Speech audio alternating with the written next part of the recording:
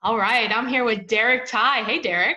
Hey, how's it going today? Great. How are you? Awesome. Can't beat the weather. Can you see it? I mean, it's I amazing. know. I see you're like in your convertible there, and you're. I love Zoom. Once you Yeah, learn how to do the backgrounds, it's awesome. yes, might as well have some fun with it if you're gonna do it, I right? know exactly. Saw one that was Pee Wee's Playhouse. Oh my goodness, I could get a little creative with this thing. Exactly. Well, I wanted to have you on just because this podcast is really all about helping agents build their business and getting new and different ideas. And you've not only built a great real estate business and a team, but you're also an author for realtor, like books that help realtors. I've read both of them. Were there more than two? Yeah, just two. Thank you. Just two. I thought so. I was like, I've read both. Maybe there's more. They were both really good. You are a real estate coach. And so I thought people could really learn from you. So tell us a little bit about why you decided to get into real estate and kind of what Yeah, happened to that's you. awesome. So my wife and I got married really young. I was 20 and she was 18, and we bought our first house the month before we got married, actually. Oh, So my wow. my mom was moving. I'd lived in the same house since I was born, and she's like kind of surprised me one day, like, "Hey, I'm gonna move." And I was living at home because I was still in college. I was only a junior in college, and she's like, "I'm gonna move. Dad and I are moving." And I was like, "What are you gonna do at the house?" She goes, "Well, I'm about to list it." They had already met with the realtor and everything, and I was like, "Well, what do you think about me and Jessica buying it?" And she's Oh my like, gosh. "How are you gonna buy a house? You're 20 years old. You're in college." I was like, "I don't want to lose my family home. I would love to buy it." And she said, "Well, if you guys can figure out how to make this work." So my wife Jessica, she worked for a small bank in town, and Uh-huh. she had worked there for a couple years, and she kind of sweet talked them into getting us a loan. So she actually, we both had to get a co-signer too because we were so young. So my Did your mom parents actually, co-sign for you? yeah, they co-signed on Oh, the okay. loan. That's nice. Yeah, so like they co-signed on the loan, and we didn't have a lot of cash, so she figured out a way to do gift of equity, which this small bank let us do, where they gave us like $5,000 worth of equity as part of the down Wow. payment. So we actually got to buy the house, and the mortgage payment I think was $600 a month. And so I've never lived in an apartment. I've never lived out on my own before. I went straight from my mom left one day, and then my wife moves in pretty much. Nice. So it was. Yeah, I have a weird story, but It yeah. So is weird. And then came all the kids. and There's like then five what, kids 15 of later. them? Yeah, I know. We got a big group. So Yeah. we've been married for 24 years this year. So I'm 44 now. Can you believe it? But I feel like a kid still. And my oldest one just graduated high school. Can you believe that? Wow. Yeah. So that makes you feel old. So When did you start in real estate though? How old were you? so I went into the corporate world right after college. I had this big idea to be a corporate president. I thought I'd be president of Cincinnati Bell or PNC Bank or one of these. And the Right. more I got into the corporate world after college, I realized that I'm not a corporate person. I Why is hate that? I hate the politics. I hate Mhm. it's like this whole posturing back and forth, and you got to get into your cubicle at a certain time and leave at a certain time. If you take 5 minutes too late for lunch, or is all the butt It's kissing, all that stuff, I just couldn't yeah. handle it. And I thought, man, I've got all these cool ideas, and nobody would listen to me. And so I was very entrepreneurial, stuck in a corporate world. So my wife and I actually had sold the first house after about 5 years, and then bought another one, and then I sold that house, and so we liked real estate. We were like, "Ooh, we could Wow. buy and sell real estate."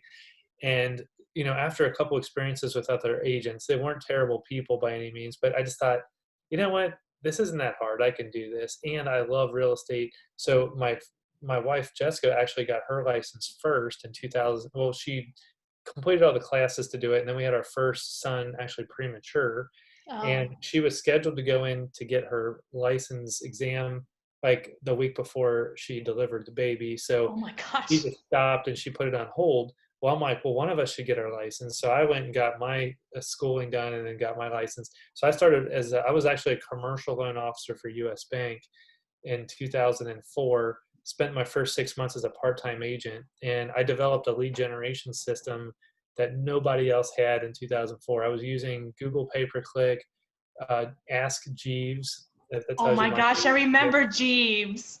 yeah, Ask Jeeves and Yahoo and MSN website search.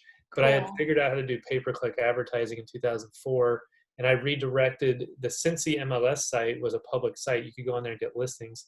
I figured out that they were going to switch it over to a private site, and each broker had to go and do their own broker reciprocity site. So this was, and I come from the corporate world and marketing and sales and business, and I thought, what if I competed directly with Sibsey Klein, which was the big broker in town? What if I competed directly with Coldwell Banker, Huff Realty? What would that look like? So Right. Derek Ty, the little one agent guy, built a website that rivaled all these other guys. I spent $10,000 on it. I actually mortgaged my house to do it. Oh my gosh. That's the real deal. I did. And I took a home equity line of credit out and I got a $10,000 loan. I invested it all into website development. That's And I built insane. a website that was so good that people didn't know it really was any different than the old Cincy MLS public site. And I plagiarized in, a couple of the colors, right? Where I got the kind of blue as pretty close as I could, Right. And Without so actually without being. making it, the same. I was kind of playing around with it a little bit. And I thought, if people felt comfortable being there, I just went on Google pay-per-click and I said, here's the new MLS site for Cincinnati. Oh my And gosh. people That's were, awesome. and it was totally true. I actually had the board of realtors contact me and said, well, technically you might not want to say this. And I'm like, why not? And they're like, we just don't like it. And I said, well, if you find something legally a problem with it, please let me know. And Yeah. I never got another letter, never got another call because I didn't do anything wrong. I kind of closely, businesses do this all the time, They right? totally do. You find a font or a color or something and you kind of resemble it, but they weren't doing it anymore. So I wasn't competing with them. They were done. Like they Right. shut it off, but I was getting more leads than I could handle. So I ended up partnering up with a couple other agents in my traditional company office, Huff Realty, and they became kind of my first official buyer's agents without really having a team. So I had 3 agents at that office, plus me, plus my wife, plus I had to hire an assistant to handle all the volume of business we were doing. I was a brand new Wow. agent. So the first full year, I think I did 100 transactions. That's And that's awesome. combining with these other guys. So that's kind of how I started in the business and how I got into a team kind of Hmm. thing.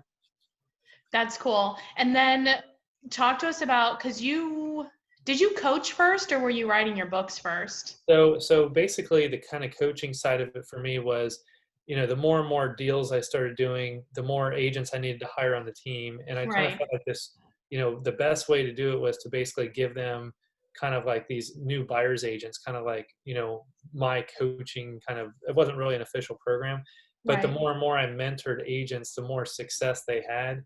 And a bunch of the big name agents in town that used to work on my team, Yeah. but there's probably 5 I can name right now that all make multiple 6-figure a year incomes that Nice. all were a part of. I'm not going to say I had everything to do with it. I'm not saying that. Of course. I mean, These, yeah, but these yeah, are great coaching and people. mentorship, they still have to have the drive and they have to do the work and all that stuff.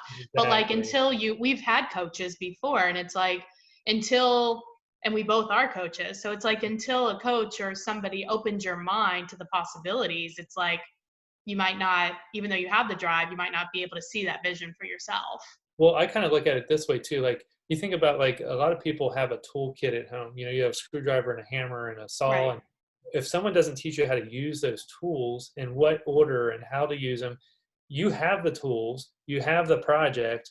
Right. How do you put them together? Well, if someone doesn't show you a Phillips head screwdriver fits this specific screw and you turn it to the right to tighten something, someone's not teaching you those things, then you could spend 6 months or a year on one little part of that trying to figure it out.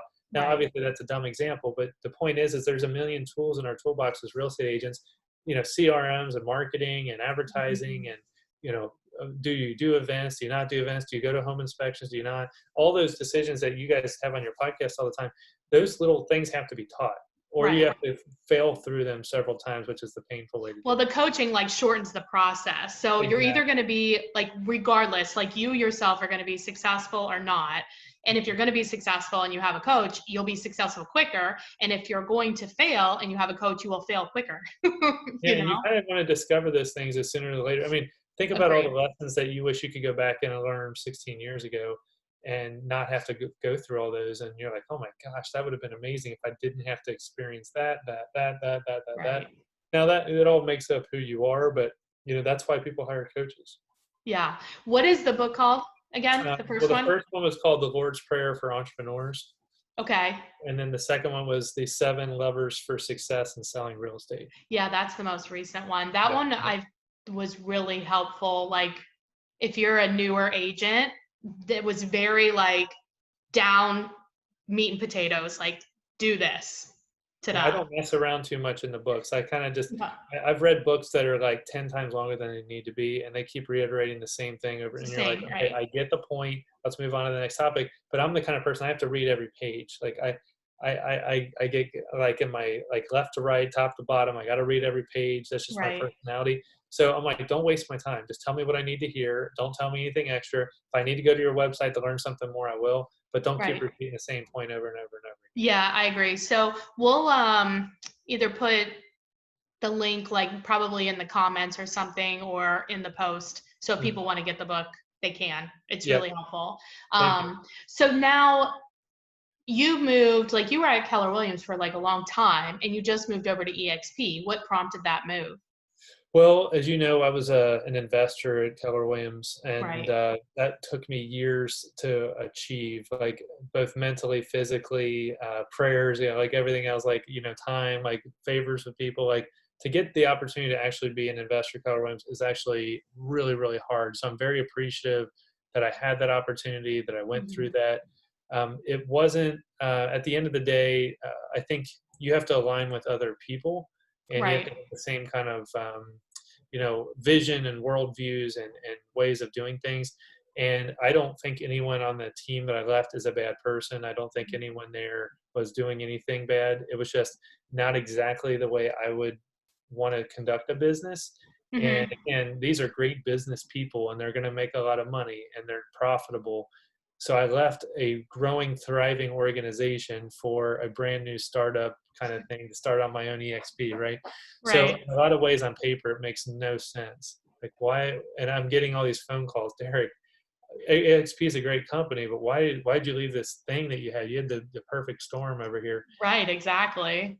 And I would say like a big part of it for me was I am a very independent person. Same reason why I left the corporate world years ago. I kind of like to think my own way, do my own thing, and Yeah. having a lot of other people that kind of are around you that are telling you to do a certain thing a certain way, and you're kind of also assimilated with their actions. That's where I kind of started going, you know what? Again, they're profitable, they're successful. It's not something Right. to handle. It's just it wasn't the way I would personally do it. You operate, like you said, like more dependently, more creatively. So I imagine like having other people is almost stifling some of that, It's exactly maybe. right. It's almost like claustrophobia to me. Yeah. Like I think about being stuck in it. Like I actually one of the bigger motivators I've ever had in my life is whenever I stopped prospecting, whenever I stopped thinking about We don't actively. talk about not prospecting on this podcast. You know, I'm a bit, I was kidding. Well, like But after all these years, sometimes you get a little burned out. You're like, man, I don't know if yeah. I can make any more phone calls. But the motivator for me was thinking about going back to Cubicle City, like going back to corporate America, sitting in those four cubicle walls, no No. window, staring at the fabric on the walls. I mean, I can see it, I can smell it. But having that's a motivator for me. There's a carrot and there's a stick out there. Yeah. I'm both motivated. I like I want to buy a new, Bronco that just came out today. I love them. They're beautiful. I'm like, that's $60,000 to soup one up. So I'm carrot motivated. I'm like, ooh, that sounds awesome. But I'm Yeah. also stick motivated too. I don't want to go backwards and go back to that corporate environment where I felt like I was trapped in the system. Yeah. So Ugh. so there's got to be somewhere in between where I'm at, kind of some days. So I guess my point is like you got to have those little moments and those little experiences. Did I make a mistake by going to corporate America? No, because it also made me who I am today. And Right. that same way with Keller Williams, great company, great people, great philosophies, great training. Like I have nothing bad to say about it. It just I'm a more entrepreneurial person. And Hmm. when I saw the model for EXP, I thought, wow, this is a great opportunity for me to have three revenue streams, for me to help other people do the same thing, Right. and I get to operate with a lower cap and with all these other financial benefits, and I can operate. There's no territory. Like I don't like in the old, Keller Right. Williams and other companies, and even Remax. I looked at buying a Remax franchise years ago. You get a carved out territory, and that's kind of Right. where you need to operate. You need to recruit from. You need to have people in that zone. With EXP, I could be at home in Loveland, Ohio, or I could be in Blue Ash, where my office is now. Or I can wherever. operate anywhere I want, Yeah. and That that's was one of the empowering for reasons people. why me and Alan switched too, was Yeah. because We do Ohio, Kentucky, and then he's been talking about getting his Florida license. Hmm. But in order to have like, yeah, like a presence there, we would have to pay like exponentially more. And I was like, this makes no sense for us to do that financially. It makes no sense. Well, and think about this too, like and I'm going to say this in a humble way, but like my reach has expanded outside of Cincinnati. So Sure. I've got a podcast, I've got, books, I've got, I've done What's your coaching. podcast? It's a Kingdom Business Breakthrough. So it's for Christian entrepreneurs to, Oh, cool. yeah, Okay. it goes along with the first book and part of my second book. I didn't write a lot about my faith in my second book, but the first book's a lot about faith and business, and that's what my podcast is about. And that's your coaching too, is Yeah. about Yeah. that. So yeah, I've had Christian entrepreneurs basically ask me like, how do you balance this and this? And, like people have like these moral dilemmas, and a part of my coaching has been more what I call breakthrough coaching. Hmm. So the old model I used to think would work is you put someone on a monthly plan and you get them scheduled and you have so many customers every month. And honestly, it became drudgery to me. It became like I just hated it. And I did the more and more calls I did with people is like, having someone on the couch basically telling you all the problems and you just have to like, and tell me more about that. My Right. brain's just like, I can't do Yeah. it. Right. Like my patience level is gone. So what I found that I'm really good at is when people are stuck on something, Right. like you asked me in that podcast a few days ago, what you gave me one specific question to answer, and Right. I'm boom on fire, and I love it. And I can Yeah. give you 3 or 4 reasons why, and here's a past experience, and like boom, boom, boom. Now you're unstuck. Not you, but with someone calling No, me, I right? get it. Right. And that's what I call breakthrough coaching. So I just want to be there to help you with a breakthrough. And that keeps me positive, motivated, and doing what I want to do, keeps them like not feeling like they're committed for a long Yeah. period of time. So I've been changing kind of a new way of thinking about the coaching model to almost like, it's like the telemedicine almost, you know. Yeah. Right. I got a cough, doctor. What do you think's wrong with me here?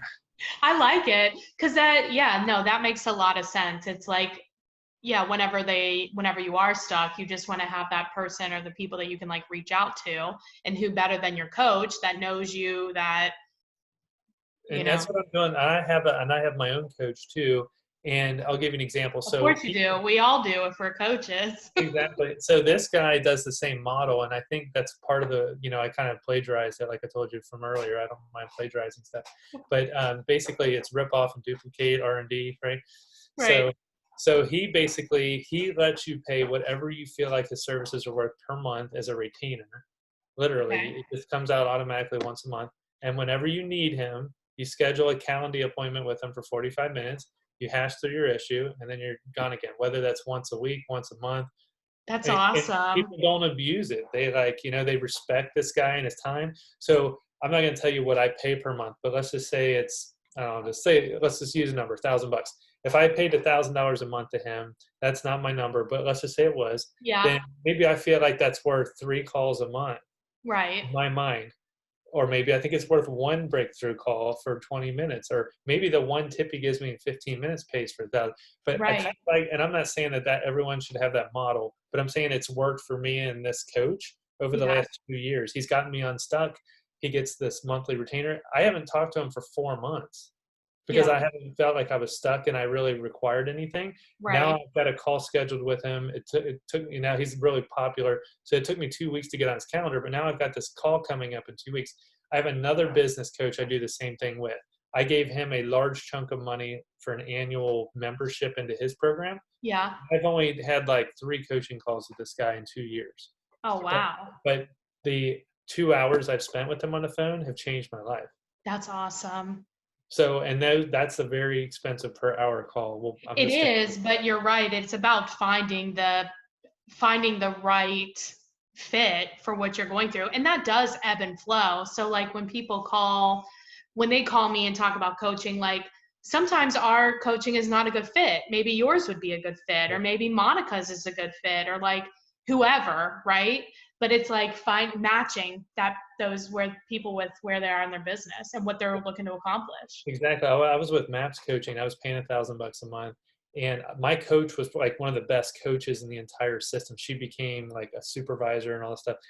But I never felt like it was right for me. Like Mhm. it's like she had all the stats, she had coached all these people, and we got along fine, but I did not look forward to the calls. Right. I kind of, it was almost, again, drudgery to me. It was like, a, Yeah. I call it a grind. Like, you don't want to do things, you can grind for so long on something and then you just get fatigued. I feel Right. like it's got to be like this, like you and I are having this conversation right now. I feel like there's good energy. We've got good ideas. We're flowing back and forth. But if Right. you're not feeling like that with somebody, then you probably need to find a different relationship. Agreed. Yeah, because you want, I mean, that's especially for coaching, you want your brain to open up. I mean, that's the entire point of it, you know? You want to have ideas, be able to execute those ideas and then report back also on how they were so you can tweak them if you need to. Well, it's just like firing a real estate client. I mean, I don't know about you, but there's been clients where I'm like, every time this phone rings and it's that person, Yeah. I'm like literally like about to get sick in my stomach. And Right. I'm just a very honest, straightforward person, right? So at some point, I'm like, that comes up for a renewal or they want to list another property. I'm like, you know what? I'm just not interested in knowing the business. So you either like, you got to find a way out of this thing. Like, okay, Yeah. so the commission rate's now 7.5%. They're like, why'd it go up? It's like, this is just our new pricing. I'm sorry. Yeah. So now they're going to choose someone else. That's okay. No That's problem. fine. Let them make the decision. Yeah. So you Not just get me. a I just different, get in there. yeah. It's like I don't know if we can handle each other anymore. Yeah, maybe I'm not as direct as I think I am, but like, Yeah, that was sounded very passive aggressive, Derek. yeah, but maybe at 7% it would have been worth it. You know what I mean? Yeah, that's true. You're right. You're right. That makes sense. Well, I really appreciate you chatting with us. And I know people are going to take a lot away from this and they have a lot of things to look up too. So we'll put all the appropriate links. And then if they want to contact you, is it okay if they reach out through Facebook?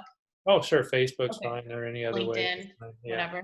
So yeah, my one website has most of all of our products on it. So if Oh, okay. Then we'll put that page up yeah, there. it's got my books, the podcast, everything all on one website. So Of I try to course keep it things does. You're so simple. organized. It's even my name. It's stupid simple. So I love it. Well, thanks a lot for coming on, Derek. Always a pleasure. yeah, thanks for having me. Have a good one. You too. Bye.